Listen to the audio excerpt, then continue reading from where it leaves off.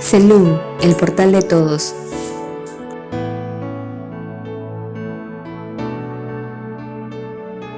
Mi abuelo me comentó que el que elaboraba vinos en su casa era mi bisabuelo, es decir, su papá, el papá de mi abuelo, en el cual también era agricultor, era huesero. A raíz de mi abuelo, el señor Pedro Villanueva, que tiene mucha tradición de elaborar vinos aquí en La Habana, es así como que desde muy niño participé en cada proceso de elaborar los vinos, esa emoción de estar siempre en contacto con los vinos, con la uva, hizo de que en mí naciera algo muy importante que era la pasión. Bueno, y yo recuerdo desde muy pequeño, ya probaba vino, probaba, no tomaba.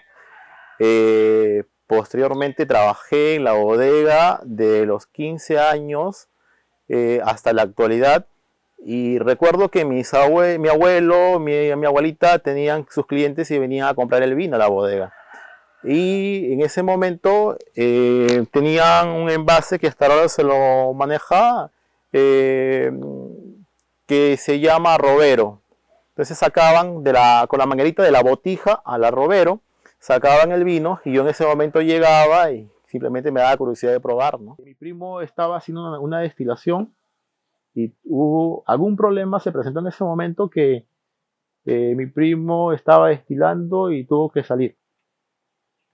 Y yo pasaba por la parte donde están elaborando el pisco y mi abuelo me dice, Dani, vente que hoy día vas a destilar. Y yo le miro y le digo, pero bueno, yo no sé destilar, pero yo te voy a enseñar. Es así como fue mi primera destilación, mi primera experiencia, y empecé a destilar, ¿no? Porque había participado en varios procesos de bodega, pero no en destilación. Recuerdo que estuve 2 días destilando y esa fue mi primera clase de destilación que, que se dio aquí en la bodega. Esas cosas se me fueron quedando y me sirvieron como base para yo poder ejercer la carrera con éxito y hacerlo de una manera, digamos, cada vez que voy a elaborar algo siento que no voy a trabajar, simplemente hacer algo que me gusta, me divierto, sin importar la hora, los momentos, es para mí un hobby. Botijas. En la bodega, mi abuelo siempre tuvo las botijas. Yo recuerdo que las botijas usaban un material para poder movilizarlo, es muy complicado para poder hacer la limpieza, el mantenimiento. Es más, de trasladarlo de un lugar a otro, pesa mucho. Hoy en día ya no se están elaborando y en la bodega lo seguimos usando en ciertas partes de producción. Si vemos un poco los estudios, nos vamos a dar cuenta que las botijas, igual que los cántaros en el cual los incas guardaban la chicha, mantiene fresco el producto y eso nos ayudaba para poder fermentar un mosto, es decir, la temperatura era controlada y eso nos ayudaba a elaborar un producto de calidad durante todo el proceso o durante todo el tiempo que demoraba la fermentación alcohólica, ¿no? Para elaborar en esas botijas también tienes que tener buen grado Brix, por lo tanto tendrás buena graduación alcohólica. Eso te va a ayudar que no solamente lo puedas guardar, sino que no se te malogre. Retomar los estudios. Hace 6 años atrás, estamos en 2021, tenía, si descontamos 30 años, más o menos, aproximadamente 30 años, sí, 30 años. Yo creo que fue una experiencia y un reto muy grande para mí, porque nadie confiaba o creía en mí. Entonces, como me decían, me dice, oye, estás loco, ¿qué vas a hacer en la universidad? Ya tienes algo realizado, tienes un negocio, ya tienes algo donde tú puedas sobrevivir y dejar todo por estudiar. Yo creo que no es para ti, no es el momento. Bodega Mi Rosedal. Una de las bodegas que me contrató para trabajar es Mi Rosedal. Con él tenemos ya muchos años trabajando y con vinos semisecos. Llegó un momento de que, como nos gusta mucho la parrilla, comprábamos vinos importados o nacionales, pero todos secos, ¿no? Y mayormente tintos, para hacer el maridaje y poder compartir con los amigos.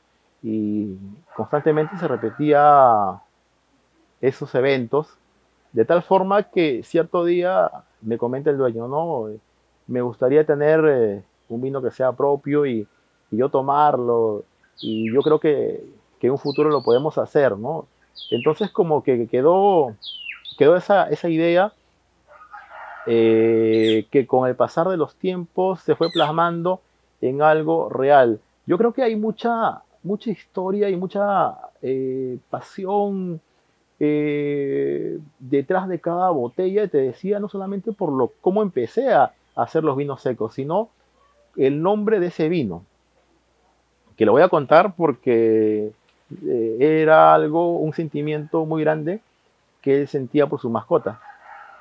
Tenía ya muchos años, era el guardián de la bodega, lo cargaba a todos lados, era un perro muy hermoso que falleció ya hace 2 años por la edad, era de color negro, entonces de ahí nace la marca Perro Negro en honor a su perrito, a su mascota, que por años vivió en su bodega.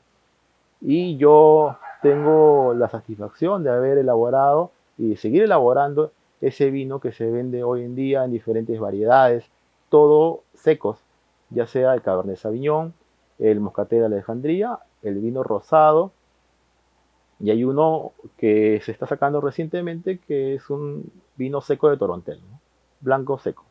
Bueno, también fue un tema cómo, cómo ingresamos a pertenecer a una empresa o poder participar o que alguien nos reconozca de que estamos haciendo vino, ¿no? Cierto día el dueño agarra las botellas y se va al tanque, llena 2 botellas y lo envía en este caso a la empresa Perú Vino. Y me comunica, me dice, he enviado las botellas a Perú Vino, vamos a ver qué nos dices. O si es verdad que estamos haciendo las cosas bien, porque ya son muchos años que estamos experimentando. Entonces vamos a medirnos. Es la única forma de poder medirnos y saber si nuestro producto tiene calidad o no.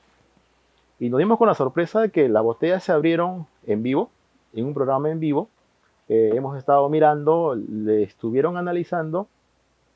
Los resultados fueron muy buenos porque era un vino atípico, es decir, no tenía la tipicidad como tienen los vinos extranjeros, pero estaba muy bien hecho. Y eso era lo importante, ¿no? Es que un vino esté bien elaborado y no tenga defectos. Es lo que uno busca cuando compra una botella de vino. Es así como ingresamos a ser conocidos recién a nivel nacional. Justo ese año se viene el concurso nacional de vinos secos, en las cuales participamos y ganamos 2 medallas. Creo que fue un mérito, algo muy grande para nosotros, y digo nosotros porque tanto el dueño como yo vivimos en este mundo, probando, tomando vinos y una tradición vitivinícola muy buena. Entonces, ganamos las medallas y me dice, pues, ¿no? El dueño en ese momento creo que es algo a nuestro sacrificio, nuestro esfuerzo, a las horas de trabajo que hemos dedicado, porque no nos poníamos límites. Si teníamos que vinificar en la madrugada, lo hacíamos. Era un concurso nacional de vinos secos, las cuales compiten todas las bodegas, lógicamente, del Perú. Bodegas entre medianas, pequeñas, de pequeñas, medianas y grandes. Eh, ganamos con la medalla de oro en el Cabernet, perdón, en el vino Quebranta Rosado y el Cabernet Sauvignon medalla de plata. Para hacer nuestro primer año, creo que fue lo mejor que nos ha podido suceder. En la elaboración de vinos, un factor importante es identificar la calidad del producto, desde campo hasta que llegue en bodega. Para ello, nosotros hacemos, digamos, 2 análisis. Uno, la cata de uva. Esto significa ir al campo, coger los racimos de la uva, poder identificar la cantidad de color, poder identificar la madurez de las pepitas para que no nos traiga problema al momento que elaboramos el vino. Es muy importante el análisis previo a la cosecha. que la uva esté en condiciones perfectas de maduración para evitar sabores extraños que puede transmitirse al momento de elaborar el vino. Cuando hablamos de cata de vino, tenemos que usar todos nuestros sentidos para poder identificar las características del producto. Eh, Cabe resaltar que en nuestro paladar tenemos o podemos identificar el dulce, el salado, el amargo y el umami, ¿no? Son cosas que debemos tener presente al momento de hacer la cata por un motivo muy importante. No podemos tomar un vino que esté demasiado ácido o esté demasiado astringente.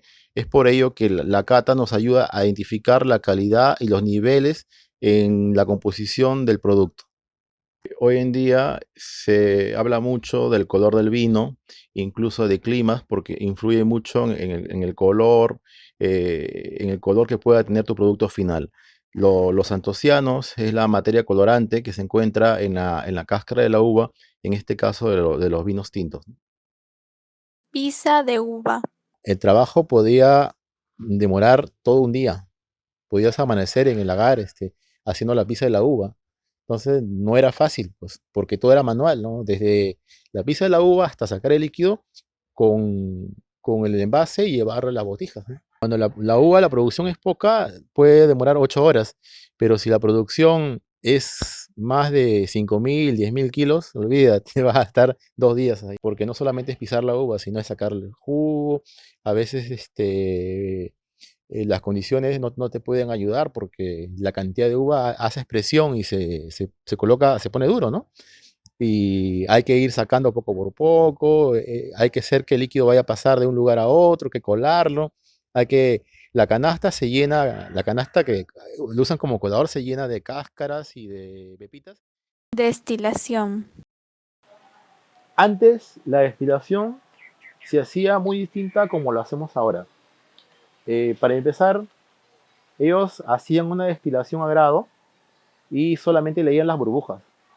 Es decir, agarraban con una jarra, sacaban un chorro de la parte del pisco y en un vaso le iban soltando lentamente y caía y formaba un remolino y la forma de un cordón. Y ese cordón tenía un número para los destiladores. Entonces, simplemente era la experiencia, ¿no? De poder leer. Si te decían hay que dejarlo en 40, 41, 42 grados, tú tenías que leer el cordón o el tamaño de la burbuja que se forma en el vaso para saber en qué momento estaba listo. Entonces, en la actualidad ya hay equipos modernos que tú colocas y puedes medir la graduación alcohólica, puedes hacer corrección de grados, ¿no? Pero es así como en ese momento ya no, en la bodega no había un destilador, eran 2 destiladores, incluyéndome porque pasábamos semanas destilando y ganando más experiencia, poder probando. Eso me ayudó mucho también en la parte de estudios cuando llegué a hacer unas prácticas. Ya yo manejaba destilación. Complementé mi experiencia o parte de mi conocimiento con el estudio, ¿no? Entonces, para mí fue un avance muy, muy grande, muy amplio, ¿no? Maridaje. El maridaje, si lo vemos de una parte simple, es como decir casar el vino con, con la comida. O lo más extraordinario de esta mezcla es que ambos puedan complementarse de una forma perfecta y potenciar todos los sabores de la comida. Un sommelier, un etnólogo. Un sommelier es una persona que tiene nociones básicas de elaboración de vino, crianza, incluso podría decir hasta de campo, estudio de campo. En pocas palabras, el enólogo es la persona que elabora el vino y el sommelier es la persona que hace el maridaje del vino con la comida. La copa Afnor.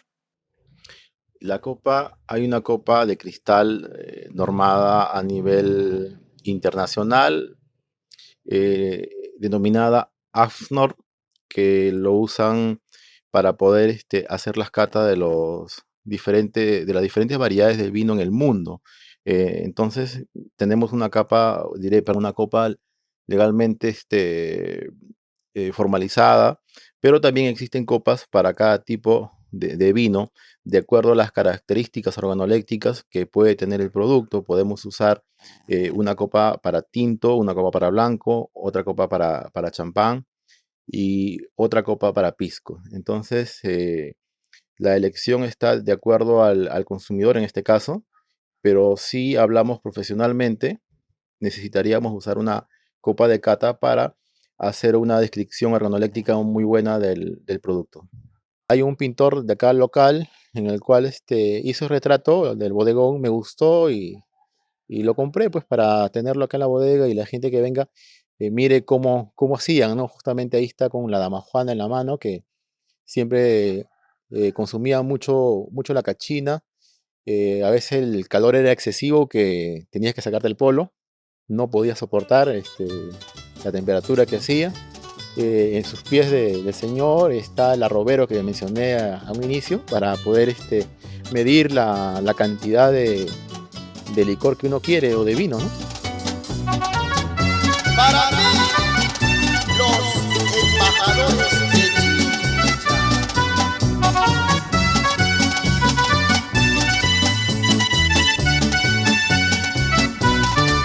Luna guaná,